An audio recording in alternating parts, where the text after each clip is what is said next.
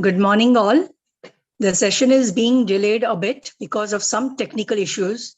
Kindly bear with us. We'll be starting in just 5 minutes.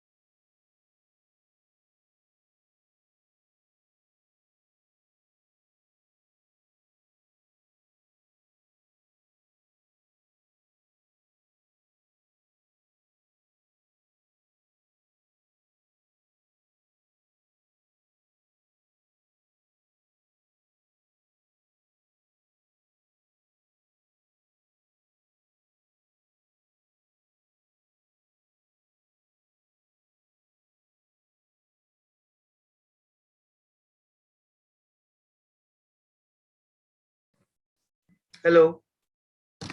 Hello. Hello. Hello. Yes, sir. Yes, sir. You are audible. Good morning, sir. Yeah. Good morning. Good morning, sir. Good morning. Let's start. सुरू करायचं एक 2 मिनिटं द्या sir. ठीक आहे.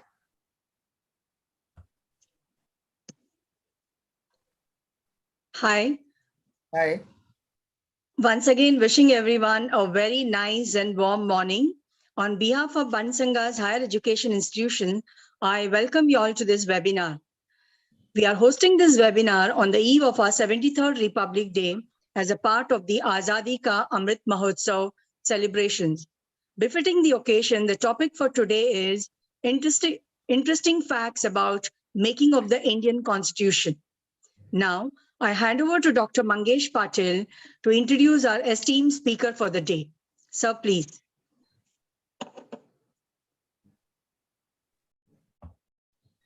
Yeah. Good morning once again, everyone, and welcome to all of you. Today, we have amongst us one of the renowned speaker, Professor Avinash Kole, sir. He is retired associate professor in political science from Ruparel College, Mumbai, and he is a visiting associate fellow at the Institute of Chinese Studies, New Delhi. Before joining academics, sir had held many responsible positions in various Mumbai-based top-notch advertising agencies and service leading brands like Goodnight Mosquito Repellent, OK Bath Soap, LIC, etc. Professor Avinash Kole has visited US and Salzburg Seminar, Austria for academic assignments and presented a research paper in an international conference held in April 2004 in Tehran, Iran. For over 2 decades, he has been running a bilingual weekly column on national and international politics in English and Marathi. He has translated the biography of Dr. Manmohan Singh from English to Marathi. Similarly, he has translated 2 books for the National Book Trust Delhi. One is Partition of India and the other is The Gadar Movement. For about a decade, he ran a weekly column devoted to book reviews. He especially likes to review books on Bollywood. Last book he reviewed was Bollywood Buddies, Villains, Vamps and Henchmen in Hindi Cinema by Tapan Kumar Ghosh. At present, he is pursuing his PhD from University of Mumbai on separatist tendencies of Muslims of Xinjiang province in China. As a creative writer, he has published collection of long stories in 2017 and 2018 his novel was published. He has been awarded the Best Short Story Collection Award by Maharashtra State Literary Board. His novel Chaukat Watori, published in 2018, has won the prestigious the Baba Padamanji Award for the Best Novel of the Year. The award is instituted by the Yashwantrao Date Memorial Institute. His other interest is a non-Marathi theatre in Mumbai. He has been regularly reviewing non-Marathi plays in Marathi for the benefit of Marathi audience. Till today, he has reviewed over 300 odd non-Marathi plays. A collection of such reviews was published in August 2016 by Lok Wagmay Publishing House, Mumbai, titled Ranga Devatecha Agalaru, which could be roughly translated as the Western face of the theatre in Mumbai. He has been quite active on lecture circuit in Maharashtra. He makes PPT presentations to law and undergraduate college students on the making of Indian Constitution, a historical perspective, and many other legal issues. So we have a very multifaceted speaker amongst us today, and I request sir, to you to take over the proceedings. Thank you very much, sir. Yeah. Thank you, Dr. Patil. Thank you for that elongated and wonderful presentation introduction. At the outset, let me apologize for this technical hitch. And at the beginning itself, let me express my deep gratitude to Dr. Krishna Shetty, who normally invites me to his college to share my thinking on presentation. So with that, let's start. Today, I will be talking to you about how historically Indian Constitution was being made for about 200 before we put together our Constitutional Assembly. So the presentation is aptly titled as historical presentation, historical perspective of Indian Constitution with interesting facts. Yeah. So as you can see, we'll begin this. See, constitution making as a student, you should know that it is not one part of the constitution constitution. What is constitution after all? It's just a rule book.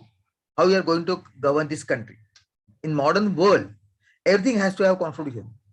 The cooperative society that you stay in also has a constitution. That it has a secretary, it has a chairman, it has a bank account, the bank knows who will be operating, there is an annual general meeting, there is a managing committee. So everything has to be put down. That's how you're going to run this system. It could be cooperative society, it could be college, it could be Lions Club, everything has to have a constitution. So at a macro level, a country like India, America becomes the country with constitution. Now that we have this context, let me tell you that America becomes the first country in the world.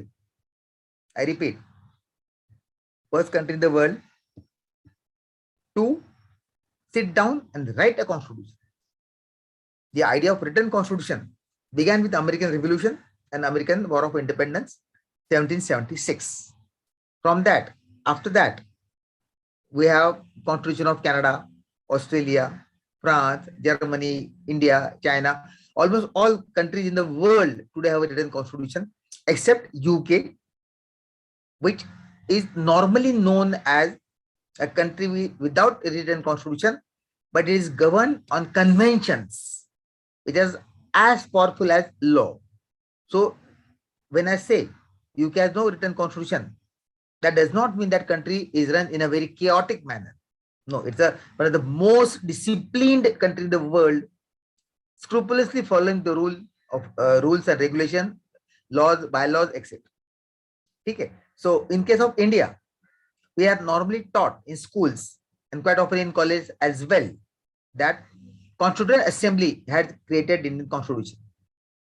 This statement is of course right, but in my humble opinion, it's not completely right, because erroneously this statement ends up giving an impression that before we made constitution in India, there was chaos, there was confusion, there was disorder.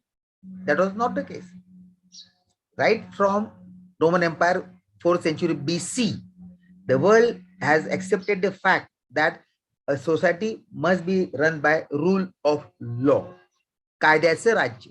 किसका राज्य है? ना भाजपा का है, ना कांग्रेस का है. It's a rule of law. Today it is in the hands of a party called BJP. 10 years ago in the hands of party called Congress. So rule of law is the founding principle of modern nation state. Whether it's a monarchy, whether it's a democracy, whether it's a presidential system, whether it's a parliamentary system, whether it is autocracy, nothing can happen without rule. There can be arbitrariness, there can be whims and fancy, but there has to be some foundation called rule of law. So even before we made our constitution, country was run on some rules and regulations.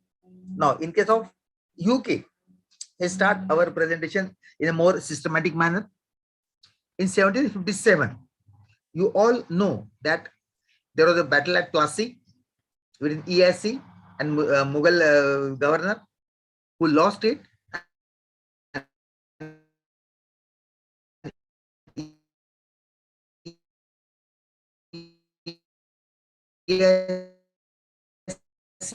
East India Company, who had come to India for trading.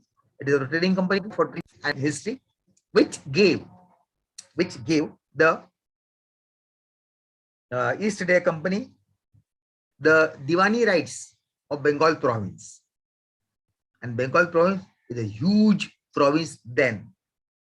Let me tell you the geographical fact about Bengal Province then. It was West Bengal today, plus Bangladesh, plus Bihar, plus Odisha, together was Bengal Province. It was the second largest province in Mughal Empire. So after Mughal Empire, sitting in Agra, number 2 position was Bengal governor of Bengal, Bengal ka Subedar.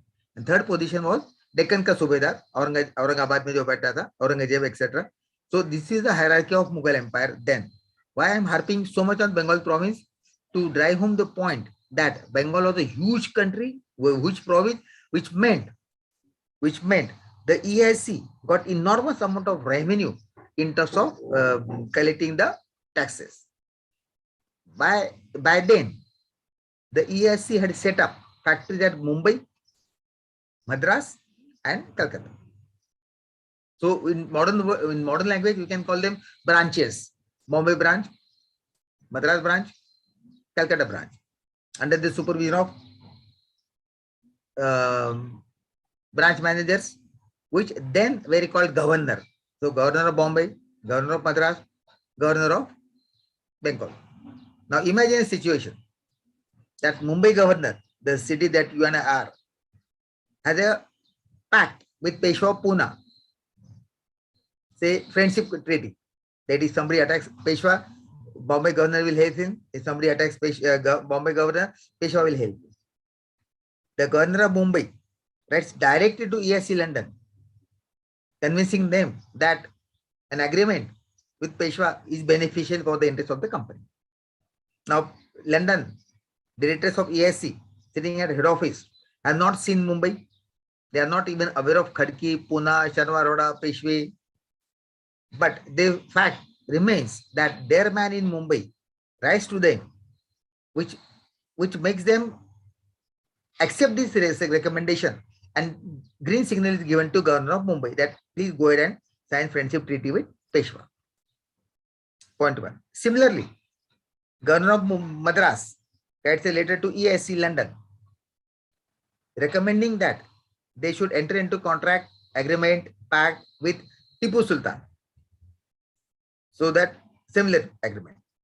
Now, people in London, they don't know Mangalore, they don't know Bangalore, they don't know Srirangapatnam, they don't know Hyder Ali. They know that their man in Madras is asking for something which they think is beneficial. They again green signal to. So there is a pact between Madras governor and Hyder Ali, pact between Mumbai governor and Peshwa. Okay. Now Peshwa attacks Hyder Ali. As per the contract, the army of Bombay governor must march with army of Peshwa.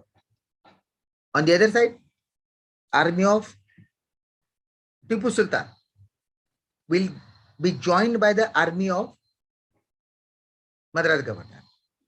So suddenly you have a situation where British soldiers are against British soldiers. This created tremendous controversy, uproar in London. Then they realized that this is happening because there are three people in India, Bombay governor, Chennai governor, Calcutta governor, writing directly to ESC from their perspective. So Bombay perspective will be different from Madras perspective. Madras perspective will be different from Calcutta perspective. This creates confusion in London. So they created a new post called Governor General. You have production manager, you have finance manager, you have marketing manager, and there is general manager, leader of the team. Similarly, this act, Regulating Act 1773. Now, mind you, this is the first act passed by British Parliament for India. Now, imagine the situation of 1773. There is a British Parliament in London, which is 3,000 miles away from India, where in 1773, no WhatsApp, no email,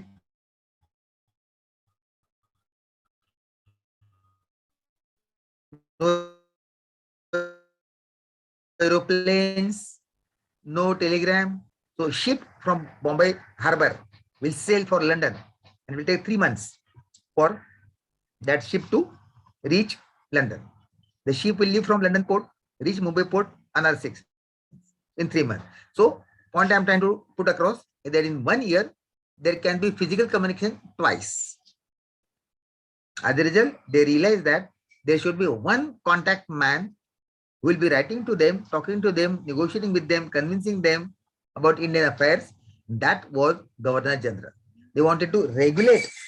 We have in our homes, we have ceiling fans, which has a regulator. We want to control the speed. So I take this idea from there, Regulating Act.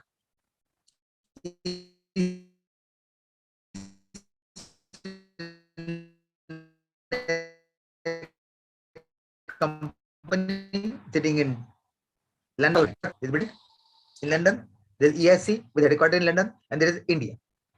Okay. Now, first Governor General becomes War and Hastings, which you all know, and we know that there is Supreme Court of India in Delhi, but this presentation will tell you that the first Supreme Court was set up by this act in 1774, which was at Calcutta.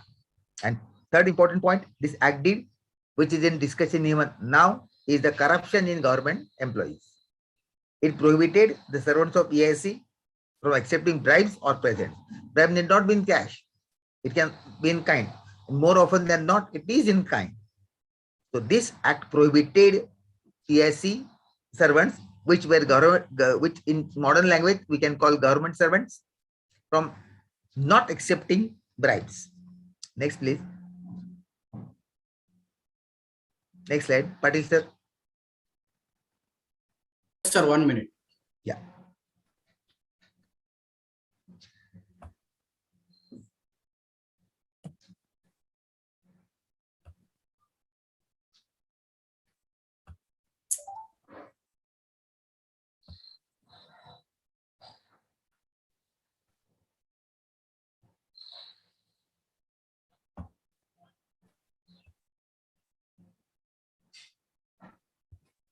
Yeah. 11 is 1773. Next act came 11 years later. Pitt's India Act 1784. This was introduced by the then Prime Minister of UK, William Pitt. That's why it is known as Pitt's India Act. First time between this 1757 to 1784, the British government realized that EIC, the trading company, it understands language of profit loss. It does not understand political implication. So this company should not be doing any political activities. And this act took away political functions from EIC and what we call today parliamentary committee. British government set up parliamentary committee, board of control, which was of MPs to manage the political aspect of EIC rule in India. So each situation has three aspects: political aspect, commercial aspect, and administrative aspect. Out of these three, this act took away political functions. So EIC was left with commercial functions and administrative functions. This is the first important point towards putting India together as we know today. Next.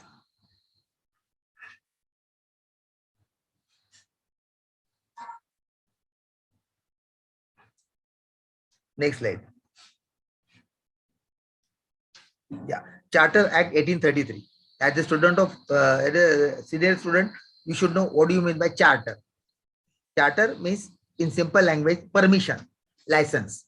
You have a car license, your two-year license, your two-wheeler license. Look at that. There is expiry date. No license is given to you for the lifetime. It is given to you for 5 years, 7 years, 10 years, whatever that time period may be. After that expiry, you have to go and renew that. You have to once again prove that you are eligible for the functions you are asking for. तर पहिलाच ठेवा तो slide 1833 ची. Patil sir. हाँ. Charter Act 1833. Now this is importance of charter, which means Charter Act 1899, Charter Act 1813, Charter Act 1833, Charter Act 1853, which means British government was giving EIC permission to trade in India for 20 years, renewable after every 10 years. I am skipping some laws because they will be too elaborate. I am just taking the highlights. So there is a Charter Act 1813, there is Charter Act 1899. So every 20 years, the charter of EIC comes up for renewal. So which means government has the right to say yes or no for renewal. So this 1833 was a remarkable year, watershed in the history of EIC and British government. We are not into picture. The negotiation is taking place between EIC in London, British Parliament, British government in London. EIC reapplies again for extension. This Chartered Act is passed to extend EIC's trading activity in India for another 20 years. But that act also made some changes. Now in 1833, as a student, you must know that each law, when you study, you must immediately study its year of passing. That's why till today, we have discussed three laws: 1773, 1784, 1833. Every time I'm talking about year. Now 1833 becomes very important because by this time, 99% India was under EIC rule. I repeat, 99% India was under EIC rule. And India of that era, which means complete Pakistan, plus India, plus Bangladesh, plus Myanmar, together was India. So if you refer to history books of that era, you'll find that India is not never referred to as a country, but India is always referred to as a Indian subcontinent. It's a size of subcontinent. Pakistan plus India plus Bangladesh plus Bangladesh. It's a huge country which was controlled by ESC. Now, as a result, the 1773 Act, which created a new post, Governor General of Bengal, had to be now elevated to control the complete India. Hence, Governor General of India becomes a new title because now he's controlling India, except Punjab, which is small state now. It was a small state then, or yet to come under ESC, which came in 1848, 15 years after this act was passed. And this is how this act upgraded post to Governor General of India. 1874, the 1784 Act took away political functions. This act took away the commercial functions and allowed ESC to remain in power in India only as an administrative setup. पहले political power ले लिया, फिर commercial powers ले लिया. We are not into picture. Indians are not into picture. It's a war, dispute, fight, disagreement between British Parliament on one side and East India Company on the other side. And British Parliament slowly, steadily taking away the power from ESC. What it had in 1757 was now been reduced to only administrative functions. And in this time, Lord Macaulay, you all should know about Lord Macaulay. I presume that you all know about Lord Macaulay. He was in India. He had toured India extensively and realized that such a huge continental country cannot be run in an old manner. There has to be some modern management administrative practices. Then alone, this country can be properly managed. For this to achieve, he had recommended creating professional service of civil servants, Indian Civil Service, ICS, out of which now we have Indian Administrative Service, IAS. So from ICS, you are IAS. This was not accepted by the ESC because the directors of ESC were utterly corrupt. Their recruitment to ESC was their standard practice of making money. In administrative law, this type of recruitment is called spoil system. मेरा चाचा EIC में director है, चल बेटा तू India में चला जा EIC में. If you have no connection, then EIC will auction those posts. How many you must have seen a movie called Joy Lullaby? Have you seen the movie? Hello? Yes, yes. Yeah. Do you remember the scene where there's a police station? There are some 20-30 police officers sitting and the Safdarjung police station post is being auctioned. याद आया? बोली लग रही है 50 लाख, 55 लाख, 60 लाख, 60 लाख, भटनागर, मल्होत्रा, जुगरान साहब. Then finally it is clinched by 60 lakhs. 60 lakh भर दीजिए कल, आपको अपॉइंटमेंट हो जाएगा. जो कोई नई बात नहीं है. This was also during the time of EIC. Lord Macaulay said that ये अब नहीं चलेगा. You have to have professional, uncorrupt, merit-based competitive exam. Competitive exam, you bandy this word around a lot. Competitive exams, Spardhatmak Pariksha. This all started by Macaulay in 1850s, Indian Civil Service. Next. Patil sir, next. 1853, EIC was introduced. And this time, when the charter came up for renewal, it was not renewed for 20 years. ठीक है, आप काम करते रहो. We'll let you know when the contract will be expired. Because by this time, now listen to this carefully. By this time, British government had come to the conclusion that the rule on India should be taken away from EIC. and should be in the hands of British government directly, because there was a complete realization in British society that AIC is a trading company. इनको politics आता नहीं आ सकता, ये इनका काम भी नहीं है। तो माल लेगा, माल बेचेगा, माल बेचेगा, माल लेगा, 4 आना कमाएगा, 8 आने कमाएगा। दे आर ट्रेडिंग कंपनी, उतनी औकात, उनकी औकात उतनी ही है। It is not advisable to leave them managing a huge country like India. So it was policy decision that sooner than later, AIC should be given sack and power should be taken over. If there was no 1857, the government would have sacked AIC just the same. तो policy decision था ना, करना है करना है। ये 1857 war gave them a very good excuse to sack AIC, and they did. Next, Government of India, 1858. We all know 1857 War of Independence. We won, AIC lost, we lost, AIC won, but AIC lost the rule of India and British government came into the picture. Now we have direct rule of British government on India. Consequently, there is a change of nomenclature from Governor General. Now we have Viceroy. Next.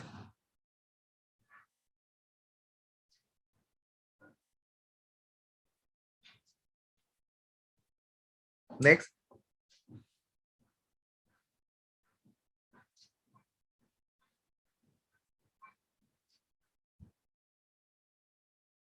Next, Patil sir.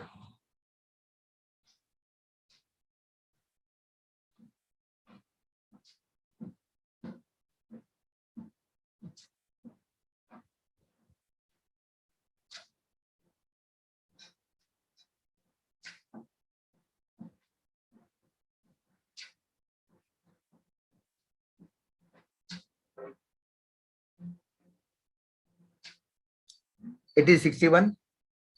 After 1858 war, we must all learn this from British society or European society for that matter. हार गए तो क्यों हार गए, जीत गए तो क्यों जीत गए? They want to know the cold logical reasoning of every situation. So they set up a committee to investigate why there was such a huge rebellion in India in 1857. The committee that set up to investigate this issue reported that Indians do not feel that this is their government. They feel that this is an alien government and we are not comfortable living under this alien government. That's why they rebelled.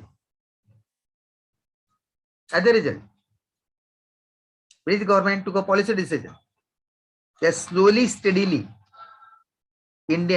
more Indians should be made part of the administrative system, so that Indians should not feel that they are being ruled by an alien government, alien culture, alien system.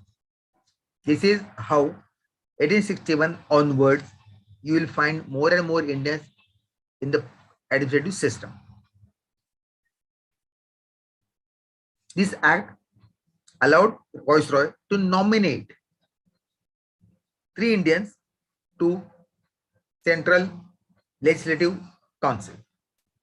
And those 3 Indians were Raja of Banaras, Maharaj of Patiala, and Sir Dinkar Rao. Which means 1861 itself is the year when slowly, steadily, Indians became ruling class. If you sit through this presentation a bit more carefully, you'll find that slowly, steadily, Indians fought for power, Indians got power. In installment, not overnight. थोड़ा power देते गए, power लेते गए. And 1947, they were given goodbye. But before that, by 1940s, as we progress this presentation, you will come to know that by 1940, 95% India was run by Indians. Next slide. Then next law came 1831 years later, Indian Council Act 1892. We just noted that 3 Indians were at Central Legislative Council. 31 years later, British government realized that this experiment has succeeded at national level, central level, now should be brought down to provincial level. Those days, there were 11 provinces in India, 11 provinces, Mumbai, Madras, Bihar, Punjab, Sindh, Assam, Madras, etc. ऐसे 11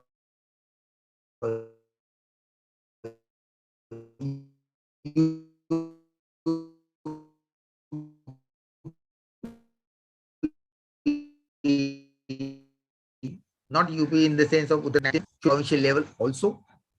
And second important point, that Indians were allowed to discuss budget,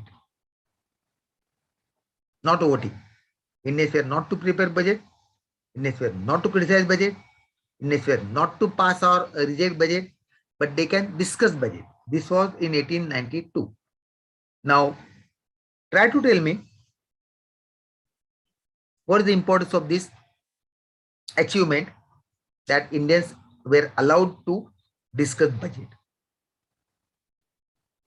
Can somebody throw some light? Try, scratch your brains. If I say that Indians got a very important power in the form of discussing budget, you should try to tell me what does it mean.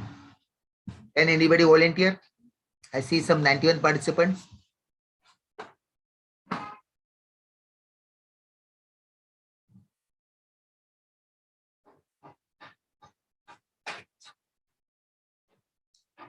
Anybody want to volunteer? What is the importance of power of discussion?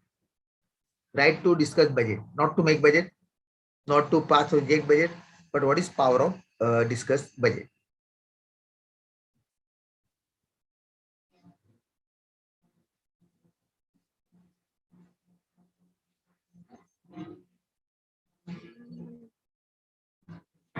All right. When you are allowed to discuss something, you can ask questions. Government may answer them, government not answer them. But the point is, questions are asked is itself an important achievement, because to ask pointed question, you must have studied the issue thoroughly. Which means if the Indians want to ask questions to government, the Indians must study the budget thoroughly, make comparative statements, make comparative charts, make comparative comments. Like last budget में आपने education के लिए 5% रखा था, ये time 3% क्यों रखा भाई? Last time public hygiene के लिए there were provision of say 7%. Now this time also you kept it 7%. With more population, more people, shouldn't you be making it 3.5%? आप उसका जवाब दो या मत दो, फिर हमने सवाल पूछे. And most important, by 1892, India had a throbbing, thriving, vibrant media, vernacular as well as English. Lokmanya Tilak, as we all know, was a journalist who started newspaper in 1880, 12 years before this act was passed. So, Tilak could travel from Pune to Mumbai, come to provincial council, legislative council, which is close to Regal Theatre those days, sit in the gallery for meant for journalists, observe the proceedings, make notes and publish them. Case. And what will you publish? ये सवाल पूछा गया, government ने जवाब नहीं. People will read this and say, भाई क्यों नहीं जवाब दिया भाई? कुछ छुपा रहे क्या? Are you trying to hide something? अगर हम पूछते कि 3% से 2% क्यों किया, जवाब दीजिए ना. Why? How can you not say we are not going to give information? Which means you have something to hide. This is how Indians were taught to study budget carefully. Next month we will have budget session. in 6 weeks time, I strongly suggest devote at least 1 hour to see the budget discussion and see जिस तरह से सवाल पूछे जाते हैं, किस तरह से the government is grilled on each and every item of expenditure that it is seeking to get sanctioned. The budget in any country in modern world is a very important document that tells you the status of the health of that country. Next, Patil sir.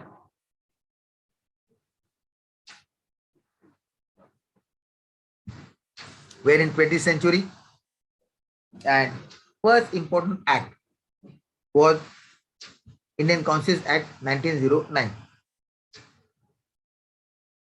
Each act has context. Nothing happens in isolation. Nothing happens in vacuum.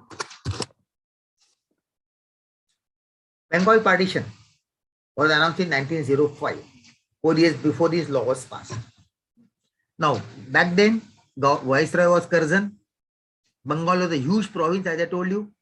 It was administratively impossible to manage it. So this was administratively sound decision that today we're talking about partitioning UP into minimum 3 and maximum 4 states. UP is a huge state. It's a population 22 crore. It's bigger than Punjab population. It's bigger than Pakistan population, which is 21 crore. So one state of Indian Union is bigger than our neighbor, that is Pakistan. So, though partitioning Bengal was a sound decision, but it was not taken by British government with a good intention. The idea then was to cut Hindus and Muslims into separate provinces. East Bengal would be the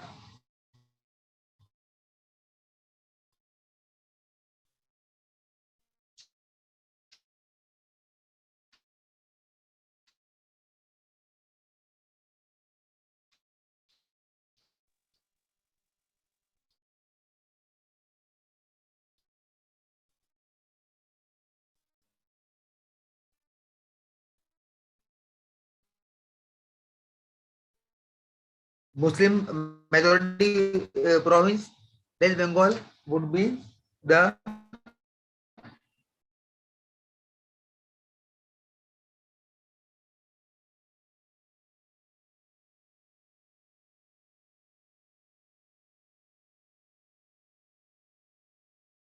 Sorry to interrupt, sir. You are not audible.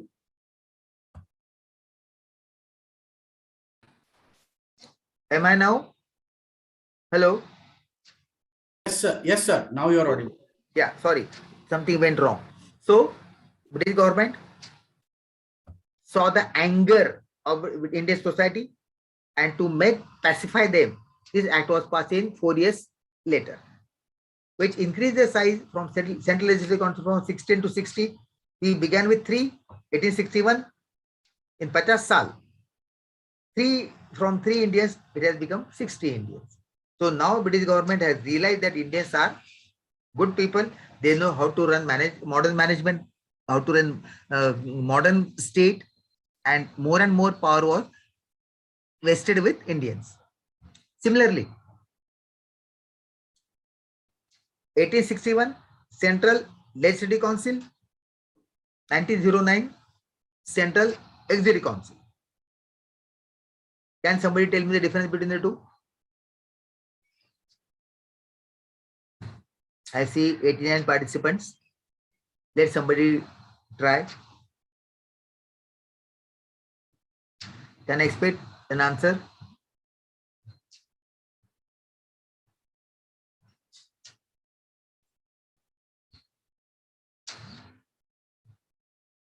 Central Legislative Council is nothing but modern parliament. Central Executive Council is nothing but modern bureaucracy, minister. So if you know that modern government has 3 wings: legislature, executive, and judiciary. So in 1861, India started becoming part of legislature, Central Legislative Council. 1909, India started becoming part of executive also. and first Indian who got nominated was Satyendra Prasad Sinha, who was nominated as law member of Viceroy Executive Council. Some 30-40 years later, Baba Sahib Ambedkar also was nominated as law member. So 1909, Indians started becoming ministers at central level, like Amit Shah, Rajnath Singh, Modi Sahib. They are all ministers at national level. Satyendra Prasad Sinha becomes the first minister at national level, and he was in charge of labor portfolio, labor minister. Most important, this act created separate electorates for the Muslims. The British government realized that Hindus and Muslims fighting together is a dangerous thing. They must be divided and ruled. So divide and rule. For that, Muslims should be told that you are Muslims, you have nothing in common with Hindus. You vote for Muslims, Muslims will vote for Muslims, Hindus will vote for Hindus. That is the simple meaning of separate electorates. This was given by 1909. That's why Lord Minto, who was the Viceroy of India then, should be real father of Pakistan. जिन्ना साहब तो बहुत बाद में आए, कहानी 1909 से चालू होती और खत्म होती है 1947, and जिन्ना साहब becomes the last player in the game. वो वनडे क्रिकेट में होता है ना, 250 रन निकाले हैं, 220 बने हैं, देन कोहली सब आते हैं, फटाफट 2-3 6 मार देते हैं और इंडिया जीत जाता है. But if you take a cold logic, what is Kohli's contribution into 250, 20 runs, 10%. बाकी के 230, 220 किसने बनाए? 5-6 लोग और हैं ना, बट सारा फोकस किस पे जाता है? कोहली पे. In similar manner, the poison of partition was put in by Lord Minto in 1909. It grew into a huge tree when Jinnah was the important leader of the Congress, Muslim League. Next.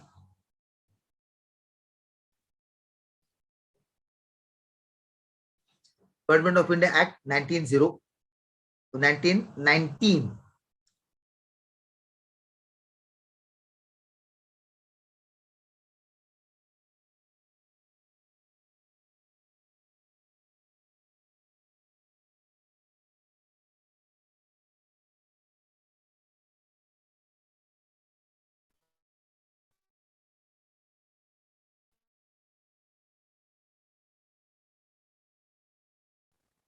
A Bengal partition will actually go into understanding how this helped our constitution making process. Let's understand what is it about World War I. The human history is full of wars, right from Kaurav Pandav, Ramayana, Ram, Ravan. Human history is full of wars. Even in Europe, you have India, you have France fighting with England, England fighting with Germany, Germany fighting with Russia, Russia fighting with Spain. So war has been integral part of human history. But in 20th century, first time, you have a situation where 15-20 countries are on one side, one group fighting another group of 15-20 countries.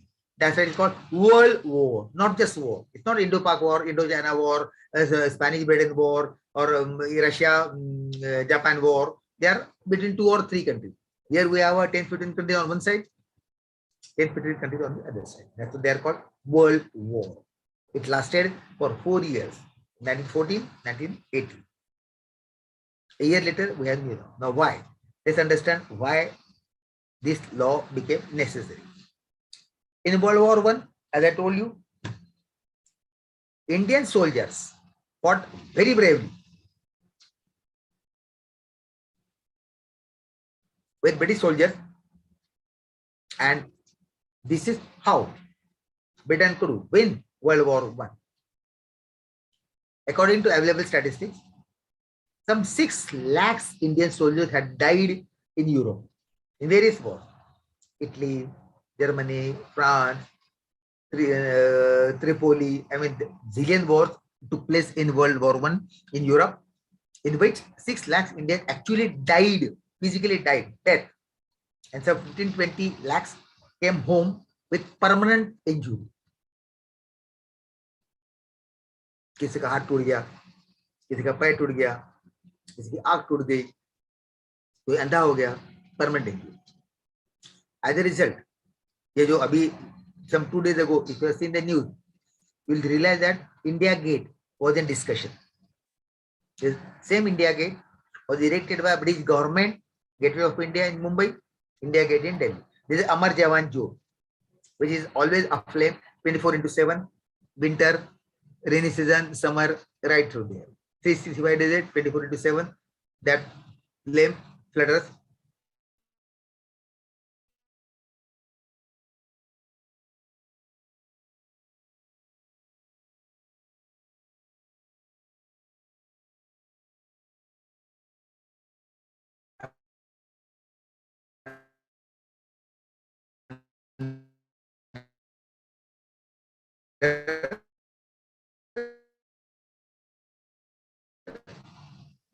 India Gate.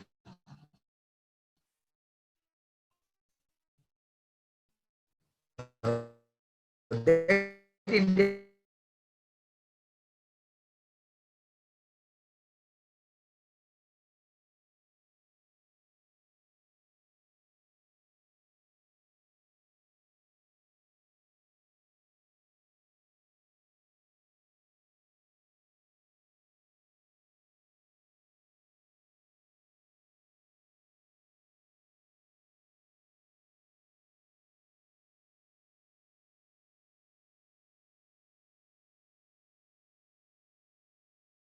realized that these defeated, they can be called because after 1857, Indians had not fought any war with the British power. 1857, 1914, almost 70 years, Indians had no war experience. As a result, during 19th century, at a global level, I am talking about global level, there was a discussion that Asia as a continent, I'm not talking about Pakistan, Bangladesh, Sri Lanka, India, Iran, Iraq, I'm talking about as a continent, Asian civilization, is worthy of being slave, and Western civilization is worthy of being ruling class. मतलब आप गुलाम होने के ही काबिल हो और हम आप पे राज करने के ही काबिल. So no question about not going, I mean, poverty, slavery. Slavery is what your destiny is, and being master is what our destiny is. No question about it. But this World War I turned the table and showed to the world that given a chance, given proper training, given proper leadership, Indian soldier can be as brave as any European soldier. Germany के साथ Indian soldier झगड़ा किया, Germany भाग गया, Indian soldier जीत गए. Italy के साथ Indian soldiers ने फाइट किया, इटलियन सोल्जर्स को हराया, इटलियन सोल्जर भाग गए, Indian soldier became more famous. This is how India as a country got respect at a global level. That's why British government realized that now you cannot keep this huge country slave for a long time. And before this act, 1819 ka, in February 1917, please understand, February 1917, मतलब World War I खत्म होने के 1.5 साल पहले, Lord Monty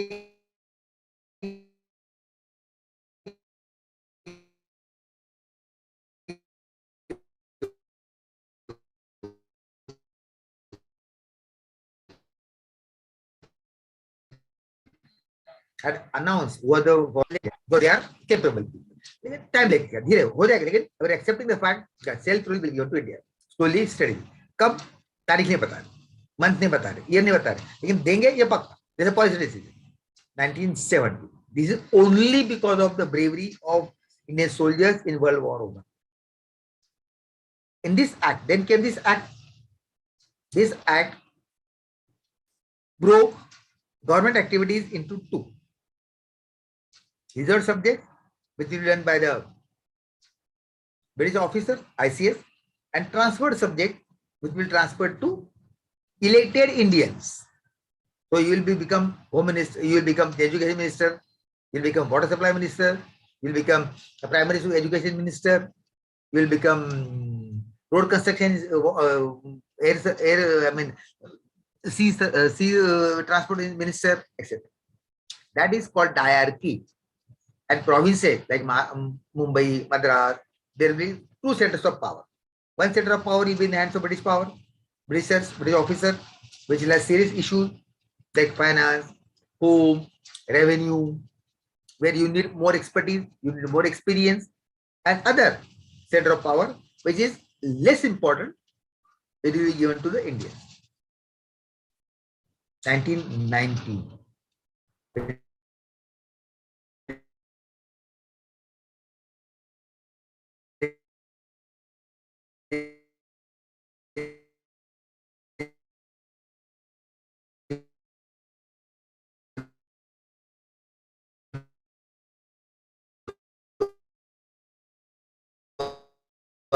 Government passed a law by which 1909 May, Satya Prasad Sinha, within 10 years, he had done such a wonderful work that British government was very happy with Indians and said that now this number should be increased to 3.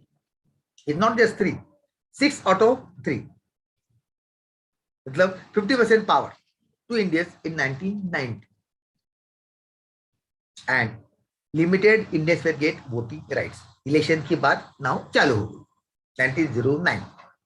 Under this act, government accepted the fact that Indians are now slowly, steadily ready for self-rule, and they should be taught how to vote.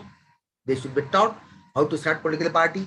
They should be taught how to contest election, how to canvass for election, etc. All that electoral politics, what we call today, had begun in India 103 years ago under 1919 Act.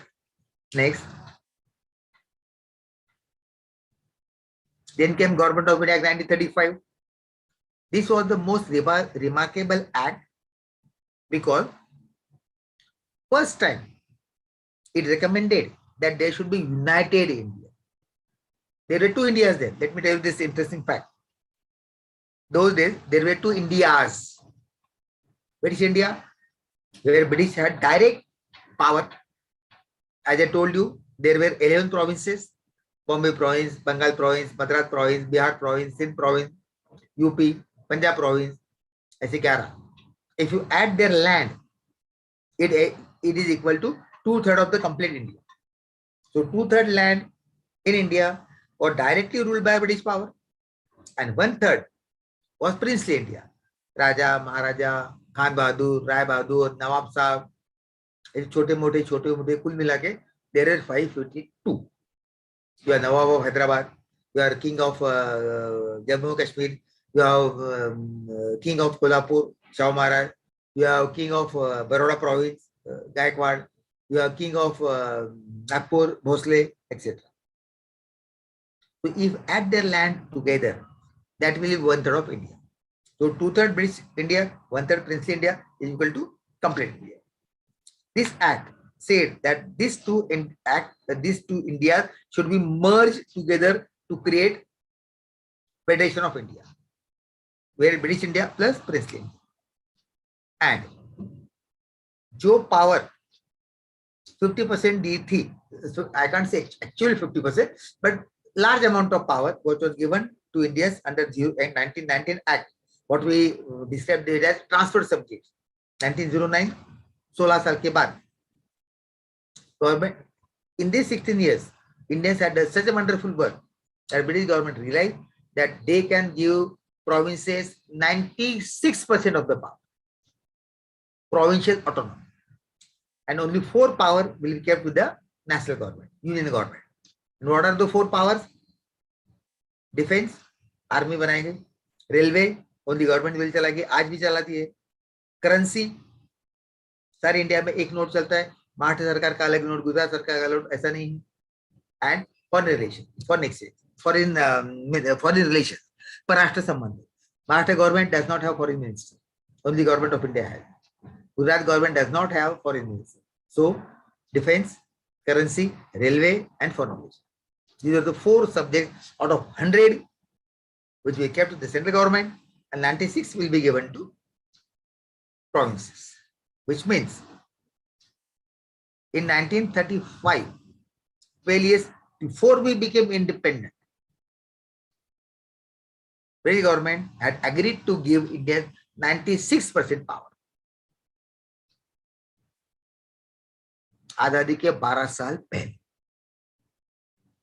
Under this act, election took place in 1937 in 11 provinces, and Congress came to power in 8 provinces. Now, I told you, under 1919 Act, say 5% Indians got voting right. Under this act, more Indians were included in the voters list, and now by now 20% Indians were given voting rights. We are yet not introduced universal adult franchise, but move towards that. This was the second step. 1919 first, 1935 second. Next. Now, finally, British government accepted the fact that they will have to give independence to India, and this is the last act. We began with 1773 Regulating Act. We are coming to last leg of our presentation. This act was passed on 4th July 1947 and known as Bharatiya Swatantrata Kaida, Indian Independence Act, which created India and Pakistan. Now, listen to this carefully. We keep talking about India's partition, which is right and wrong. It is not India's partition. ऐसा नहीं कि India आधा काटा vertically or horizontally. That is partition. Partition कहाँ हुआ? Punjab, Bengal. Only 2 provinces were partition. बाकी के 9 provinces, they are not partition. I told you there were 11 provinces. अच्छा, राजा महाराजा कह रहे थे 552 जो राजा महाराजा थे उनके बाद में बात करते हैं हम. पहले ये मसला सेल कर लेते हैं. The principle was Muslim majority states will go to Pakistan, Hindu majority states, provinces will come to India.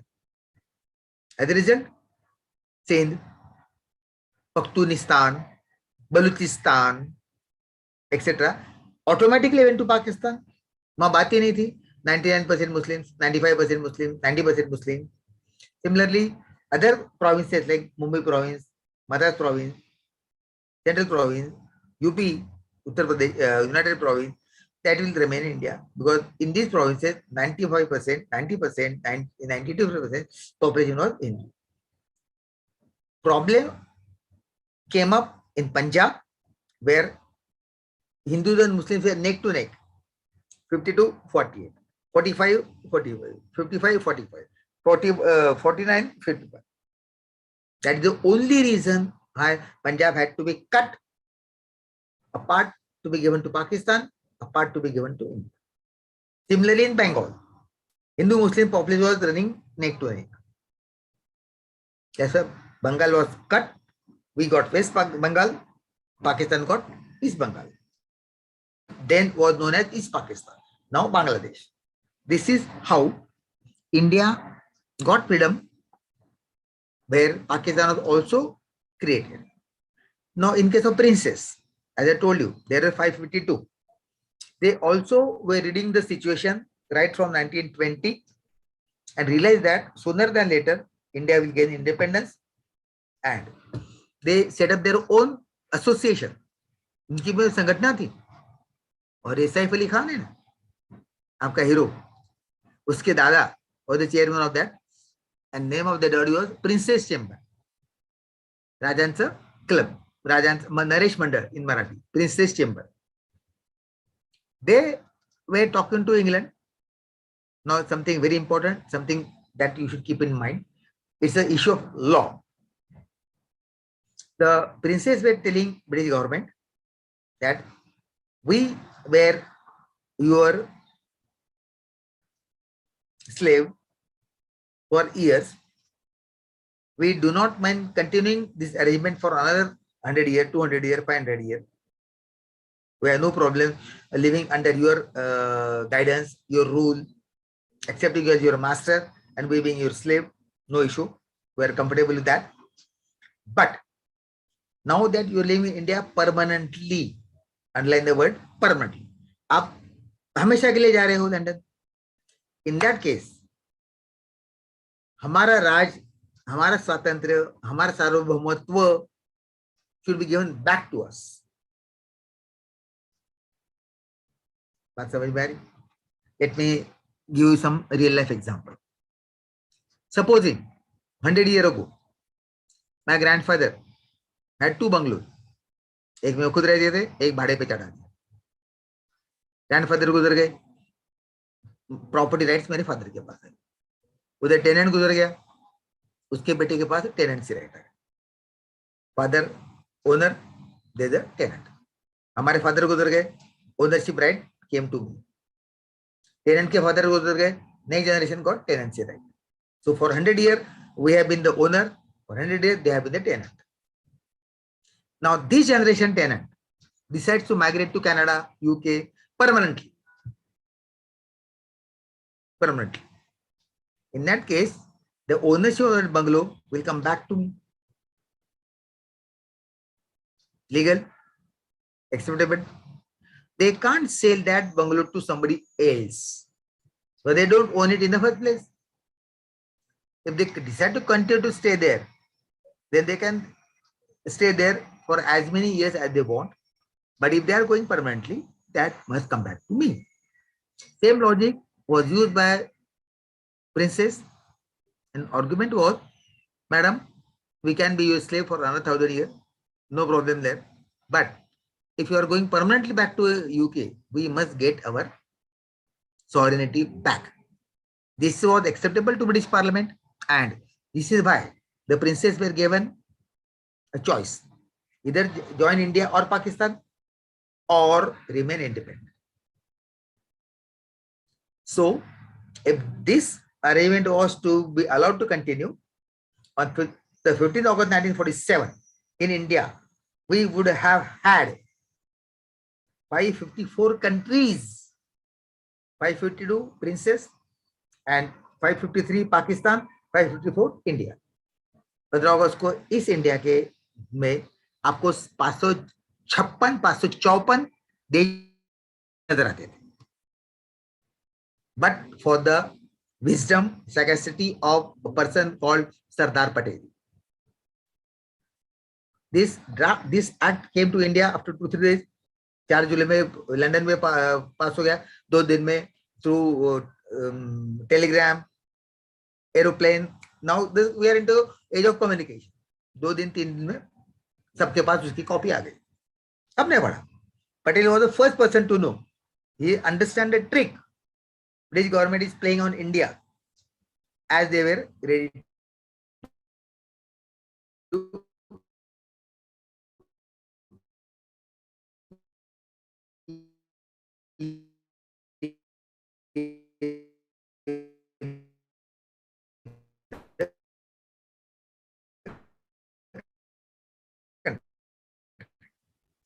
Patel साहब लेकिन जाते जाते सिर्फ 5 weeks है. We're talking about a situation where there are only 5 weeks. In these 5 weeks, Sardar Patel held many meetings with the Princess Chamber and convinced them that 150 साल पहले जो situation थी, that you are independent, you are sovereign, वो आज 20th century में नहीं चली. World has said, don't go ahead, stay on that. Yeah, world has gone ahead. आपके परदादा के जमाने पे घोड़े तलवार इससे लड़ाई हुआ करती थी. नाउ प्लेन्स उड़ते हैं, बम गिरते हैं. इस 47 Hiroshima Nagasaki had already taken place. तो दुनिया ने देखा कि एटम बम नाम की क्या चीज होती है.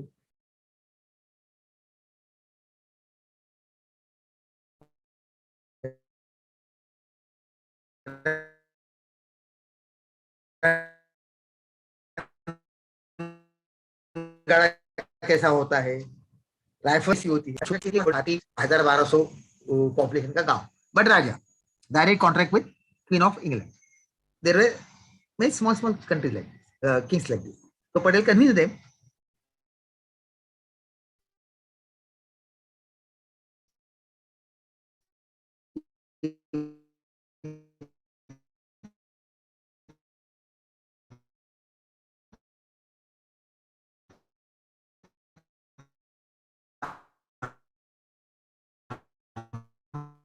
हमारे साथ जुड़ जाओ.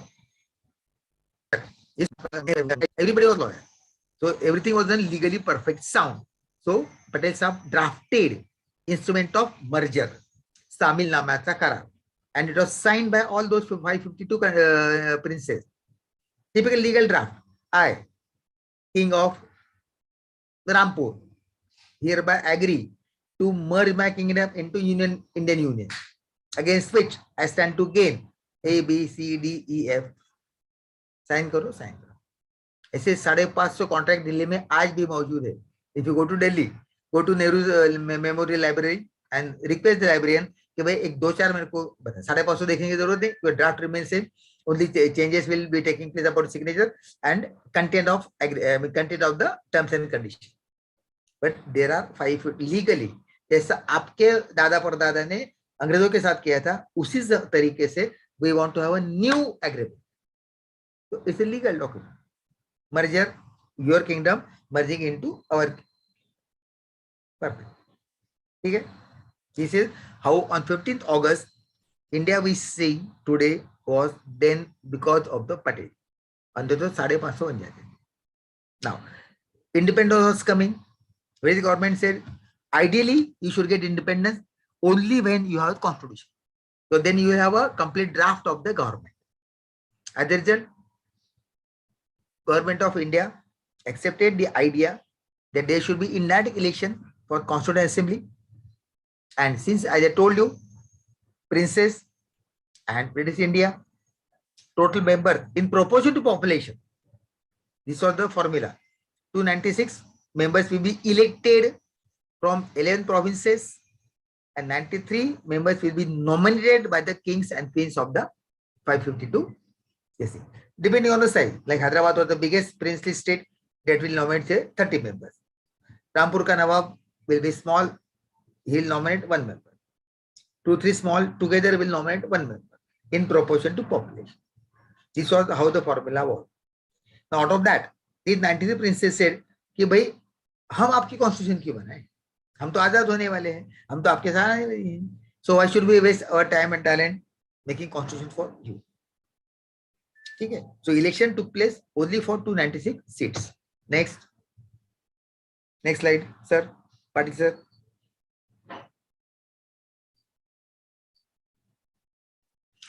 Out of these 296 seats, Congress had won 208, Muslim League had won 73, and others minor here and Apaksha, Akali Dal, etc. Muslim League said, we are asking for Pakistan and we'll be getting in Pakistan very soon. So why should we waste our talent and time making constitution for you? हम जब आदत बन जाएंगे, जब पाकिस्तान बन जाएंगे, तब हमारी घटना बनाएंगे ना. तुम्हारी घटना हम क्यों बनाए भाई? So Muslim League boycotted the Constitutional Assembly debate. So first meeting of the Constitutional Assembly was held on 9th December 1946 in Delhi. Next.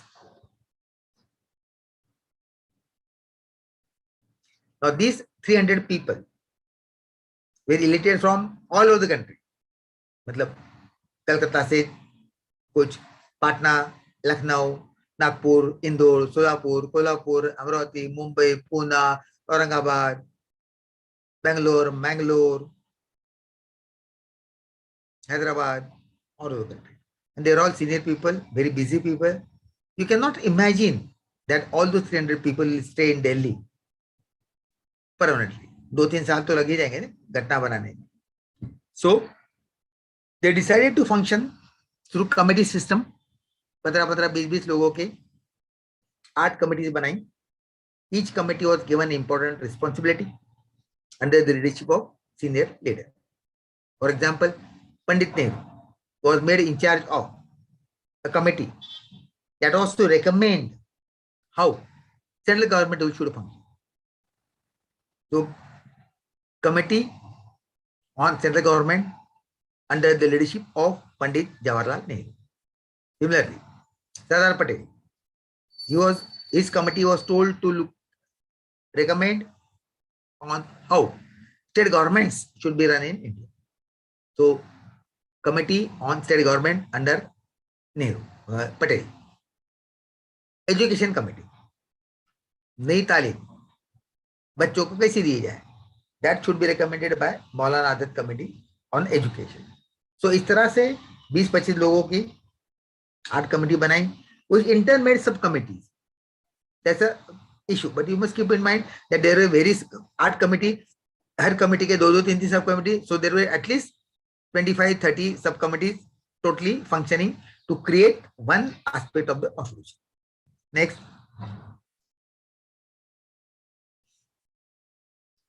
Last committee was set up after independence, that is on 29th August 1947, which we know as a drafting committee, Masuda Samiti, under the leadership of Dr. Ambedkar and 5 other members. Ambedkar insisted that Sir B.N. Rao should be invited to become advisor to the Constituent Assembly.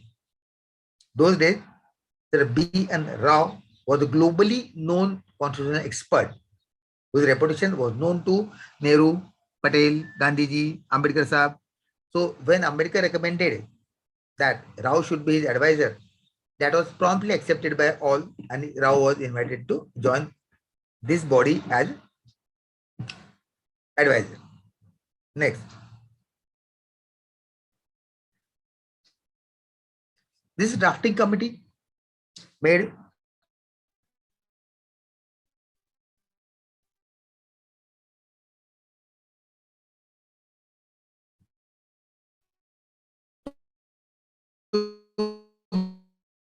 the 8 committee reports and out of 1948 all over the country.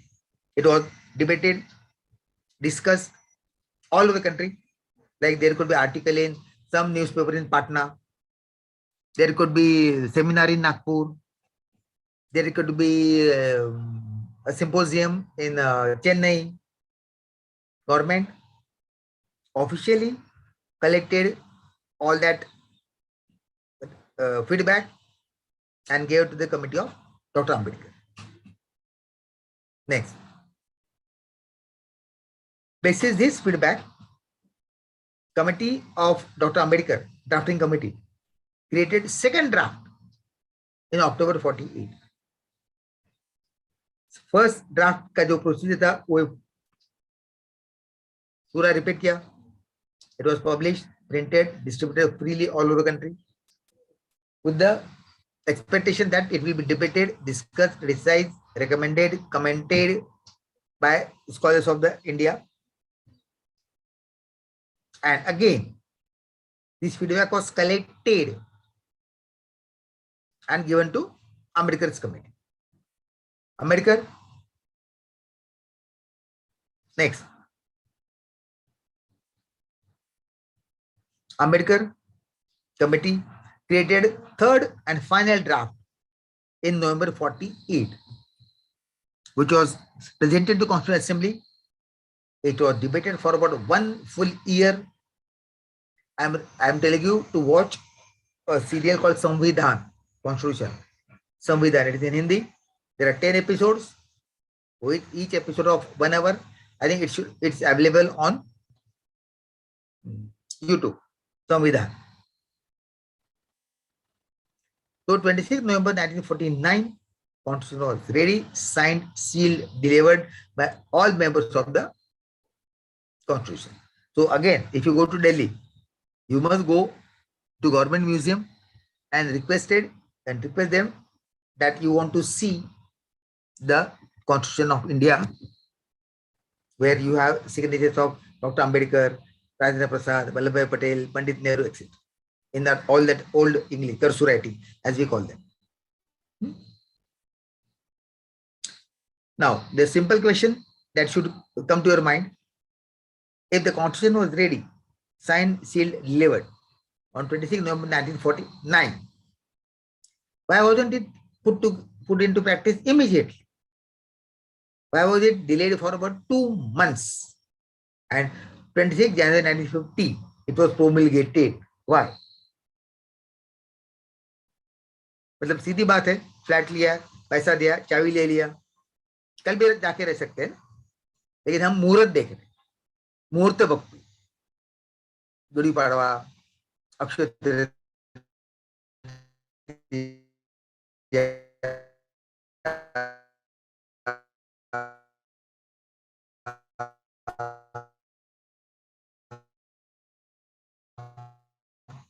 ऐसा चांगला मुहूर्त पाहिजे. But this muhurt is nothing to do with almanac that we consult. Rahu कहाँ है, केतु कहाँ है, मंगल कहाँ है, वो हमारे लिए, not for a nation. So then why was 26 January set up? Why not 25th January? Why not 27 February? Why not 10th March? Why not 11th December? Why 26 January? Because there is a story. In December 1929, 7 साल के बाद, it will be 100 years of that event.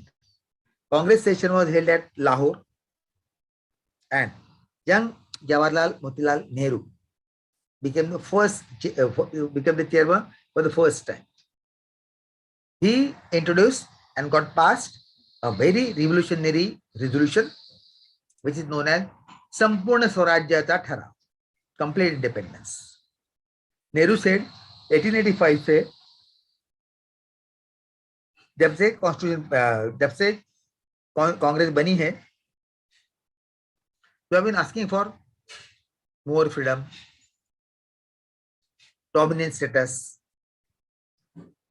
45 साल मांगने के बाद you got nothing, and now time has come to demand complete Swaraj, complete independence. And in December 29 session at Lahore, it was also decided that every year 26 January should be celebrated all over the country as India's Independence Day. As a result, from 1930, 26 January onwards, 31, 32, 33, 34, 35, 36, 37, 38, 39, 40, 41, 52, 47, Congress used to celebrate 26 January as Independence Day. But actually, in reality, independence came on 15 August. So Congress decided that let's implement, promulgate Constitution on 26 January so that the memory of that important day get embedded in the memory of society. Hence, this was the muhurt, which is why we promulgated the Constitution on 26 January 1950, though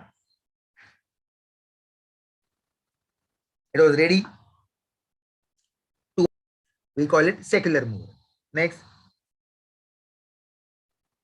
as I told you, secular मुहूर्त, आपण मुहूर्त बघतो तर इकडे पण मुहूर्त बघतात, हा वेगळा मुहूर्त. Next,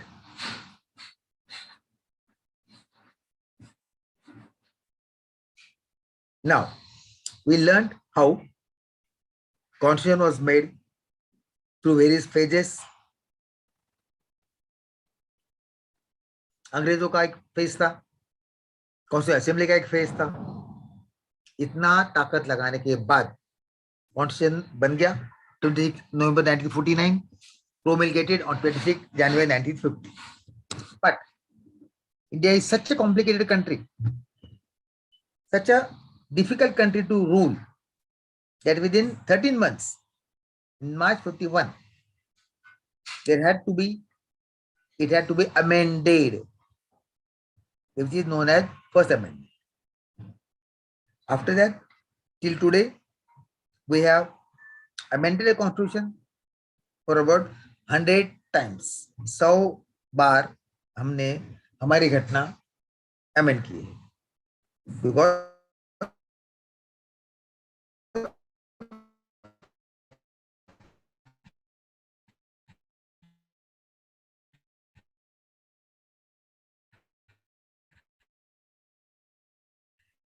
the complicated, diverse, and today almost there are 100 amendments. Last slide, sir. So thank you very much. This is how I have taken you through the fascinating journey of making of Indian Constitution right from 1773 to 1947, and how various ups and downs that we had to face during this course of this journey. We have not talked about what happened in Constitutional Assembly. That's a separate presentation altogether that you will be well aware of. But my purpose was to take you through the story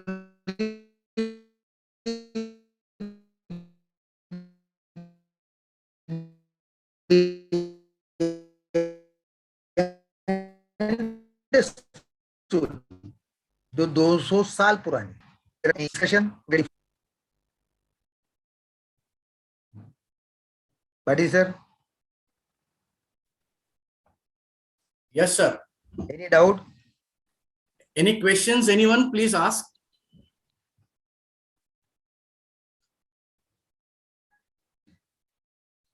Any questions? Any doubt? Any clarification? Anything you want to add? Anything that I missed, which you think should have been in?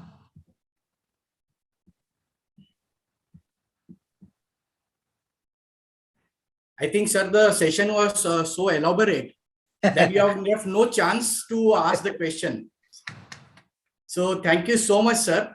I think in less than 2 hours time, you have covered history of 200 years. So that is something amazing. And it was truly a wonderful session. Thank you, And a lot of interesting facts all of us came to know about making up of a constitution. And for me, something very interesting. Of course, everything was so interesting, but 26 January 1950, why that date 26 January was selected for launching of the constitution. That is something amazing, which I think many of us probably came to know for the first time. Sir बहुत ऐसी बातें होती है कि जो ऐसे हमें तो लगता है कि ठीक है नहीं उसके पीछे बड़ी कहानी होती है. As a teacher is to bring history to the modern generation. Yes. So thank you very much, sir. On behalf of Bansanga Mumbai, we really thank you for sparing your valuable time and enlightening all of us on making of Indian Constitution, some interesting facts. At this juncture, I would also like to thank the president of Bansanga Mumbai, along with his team of office bearers, the chairman of Higher Education Institution, Kurla, and his team of office bearers, the youth wing and the Mahila Vibhaga of Bansanga Mumbai for their consistent support to all of us and in organizing such events. I also take this opportunity to thank the heads of all the higher education institutions, Kurla, the chief administrative officer, for their support in organizing this whole event. Last but not the least, I thank all the faculties, the staff members and students for not only attending but supporting us, because this event has been organized not today, but the preparation was going on for last several days, where all our students, staff members, the faculties are being involved. So thank you everyone for making this event a great success, and the big thank you, sir, once again to you for sparing your valuable time. Thank you so much. Thank you, sir. I quit. Thank you, sir.